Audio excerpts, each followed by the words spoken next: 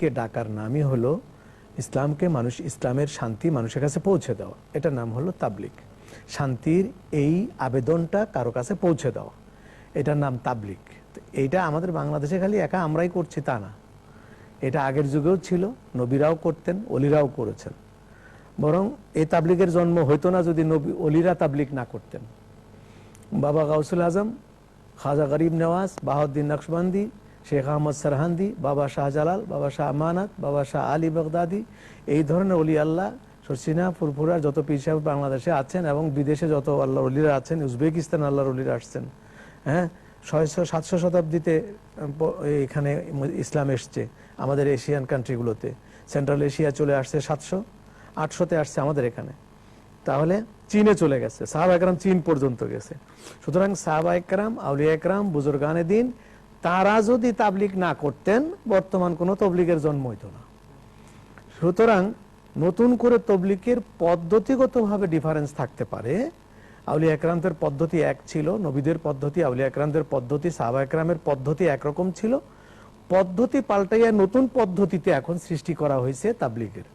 পদ্ধতির গোলমাল থাকতে পারে, পদ্ধতি অবজেকশনেবল হতে পারে, পদ্ধতি সংশোধনযোগ্য হতে পারে, কিন্তু মূল তাবলিগ তো এটা রাসূলুল্লাহ করেছেন, আউলিয়া একরাম করেছেন এবং আমরা করছি, বাংলাদেশে ওলামা একরাম করছেন। যিনি মাদ্রাসায় আছেন উনি তবলিগ করছেন না, যিনি মসজিদে আছেন উনি ওটাকে তবলিগ বলে না। তো তবলিগ সবাই করছেন, কিন্তু কেউ একতরফা দাবি করে যে আমরাই হক কাজ করতেছি আর কেউ হক নাই, এটার মধ্যেই সমস্যা। এবং এটা দাবি করাটাই হচ্ছে অনইসলামিক, এটা তবলিগ নয়, তবলিগ বিরোধী কাজ এটা। এবং কাউকে ফতোয়া দেওয়া, রাসূলুল্লাহ এক নম্বর কথা হলো যার রাসূলুল্লাহ পাক সাল্লাল্লাহু আলাইহি ওয়াসাল্লামের আদব নাই, রাসূলুল্লাহ পাক সাল্লাল্লাহু আলাইহি ওয়াসাল্লামের আমার নবী পাকের মহব্বত যার ভিতরে নাই, আদব আর মহব্বতের বিরুদ্ধে যারা ফতোয়া দেয় তার তবলিগি কি আর নামাজি কি, সবগুলো অনেক পরের কথা। আগের কথা হলো আল্লাহর পরে আল্লাহর হাবিবের প্রতি ঈমান আনতে হবে, ঈমান এনে তারপরে হলো ইবাদতের প্রশ্ন হলো অনেক পরে। আল্লাহর হাবিবের প্রতি ঈমান না এনে এরকম বহু ইবাদতকে আল্লাহ তাআলা ফেলে দিয়েছেন, নেন নাই। তো সেই জন্য আমাদের ভিতরে আকীদা যদি ঠিক না থাকে তাবলীগ দিয়েও লাভ নেই। জি জি, আমি একটু বলতে চাই তাবলীগ সম্পর্কে। তাবলীগ শব্দের অর্থ হলো অন্যের কাছে পৌঁছে দেওয়া।